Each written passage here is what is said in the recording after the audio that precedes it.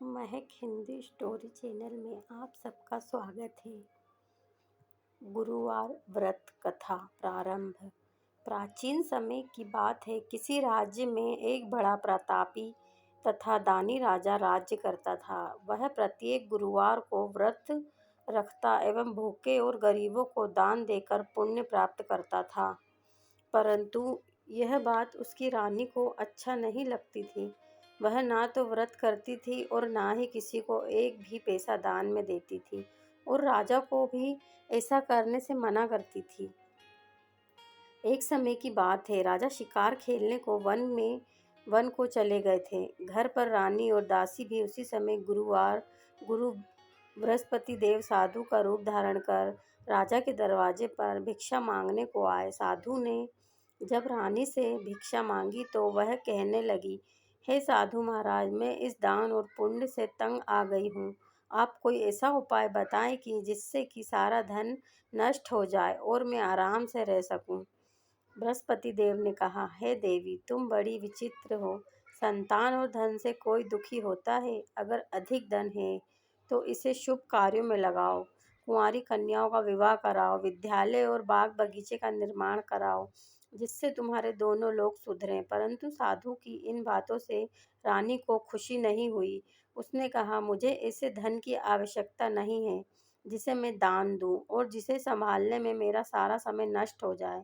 तब साधु ने कहा, यदि तुम्हारी ऐसी इच्छा है तो मैं जैसा तुम्हें बताता हूँ तुम वैसा ही करना। बृहस्पति के दिन तुम घर को गोबर से लीपना, अपने केशों को पीली मिट्टी से धोना, केशों को धोते समय स्नान करना, राजा से हजामत बनाने को कहना, भोजन में मांस मंदिरा खाना, कपड़ा धोबी के यहाँ धुलने डालना। इस प्रकार 7 बृहस्पतिवार करने से तुम्हारा समस्त धन नष्ट हो जाएगा।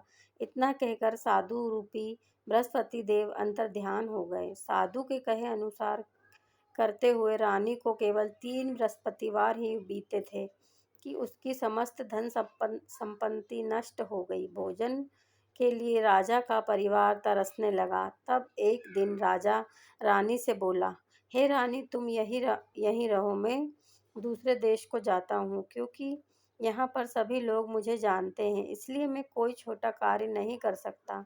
ऐसा कहकर राजा परदेश चले गए।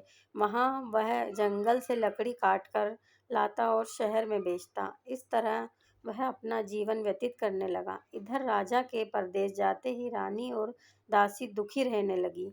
एक बार जब रानी और दासी को 7 दिन तक बिना भोजन के रहना पड़ा तो रानी ने अपनी दासी से कहा, हे दासी, पास ही के नगर में मेरी बहन रहती है। वह बड़ी धनवान है। तू उसके पास जा और कुछ ले आ ताकि थोड़ा बहुत गुजर बसर हो जाए। दासी रानी के बहन के पास गई। उस दिन बृहस्पतिवार था और रानी की बहन उस समय बृहस्पतिवार व्रत की कथा सुन रही थी। दासी ने रानी की बहन को अपनी रानी का संदेश दिया, लेकिन रानी की बड़ी बहन ने कोई उत्तर नहीं दिया। जब दासी को रानी की बहन से कोई उत्तर नहीं मिला तो वह बहुत दुखी हुई और उससे क्रोध भी आया। दासी ने वापस आकर रानी को सारी बात बता दी। सुनकर रानी ने अपने भाग्य को कोसा। उधर रानी की बहन ने सोचा कि मेरी बहन की दासी आई थी, परंतु मैं उससे नहीं बोली, इससे वह बहुत दुखी हुई होगी। कथा सुनकर और पूजन समाप्त कर वह अपनी बहन के घर आई और कहने लगी, हे बहन, मैं बृहस्पतिवार का व्रत कर रही थी। तुम्हारी दासी मेरे घर आई थी, परंतु जब तक कथा होती तब तक ना तो उठते हैं और ना ही बोलते हैं, इसलिए मैं नहीं बोली। कहो दासी क्यों गई थी?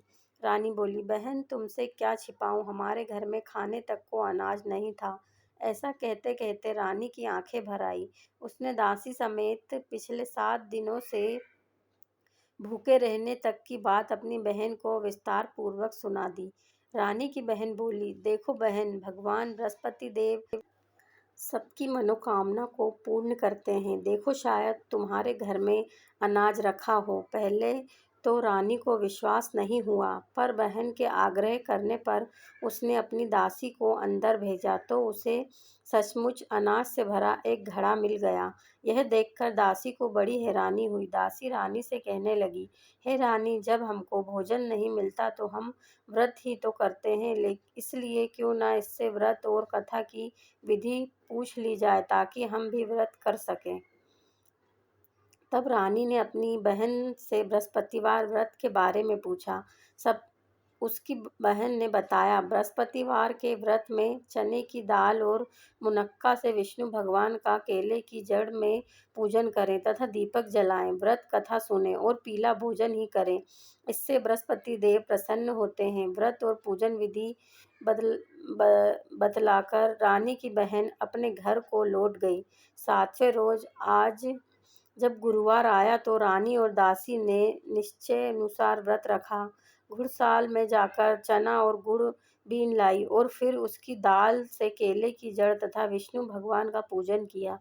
अब पीला भोजन कहाँ से आए, इस बात को लेकर दोनों बहुत दुखी थे। चूंकि उन्होंने व्रत रखा था, इसलिए गुरुदेव उन पर प्रसन्न थे। इसलिए वे एक साधारण व्यक्ति का रूप धारण कर 2 थालों में सुंदर पीला भोजन दासी को दे गए। भोजन पाकर दासी प्रसन्न हुई और फिर रानी के साथ मिलकर भोजन ग्रहण किया। इसके बाद वे सभी गुरुवार को व्रत और पूजन करने लगी। बृहस्पतिवार भगवान की कृपा से उनके पास फिर से धन संपत्ति हो गया, परंतु रानी फिर से पहले की तरह आलस्य करने लगी। तब दासी बोली, देखो रानी, तुम पहले भी इस प्रकार आलस्य करती थी। तुम्हें धन रखने में कष्ट होता था, इस कारण सभी धन नष्ट हो गया, और अब जब भगवान गुरुदेव की कृपा से धन मिला है तो तुम्हें फिर से आलस्य होता है। बड़ी मुसीबतों के बाद हमने यह धन पाया है, इसलिए हमें दान पुण्य करना चाहिए, भूखे मनुष्यों को भोजन कराना चाहिए और धन को शुभ कार्यों में खर्च करना चाहिए, जिससे तुम्हारे कुल कुल का यश बढ़ेगा, स्वर्ग की प्राप्ति होगी और पितर संपन्न होंगे। दासी की बात मानकर रानी अपना धन शुभ कार्यों में खर्च करने लगी, जिससे पूरे नगर में उसका यश फैलने लगा। ऐसी है श्री विष्णु भगवान की यानी गुरुवार की व्रत कथा। प्लीज़ एक बार आप लोग भी गुरुवार के व्रत करके ज़रूर देखें। हो सकता है कि आपके जीवन में भी खुशियाँ आ जाए और विष्णु भगवान आपकी भी मनोकामना पूर्ण करें। धन्यवाद।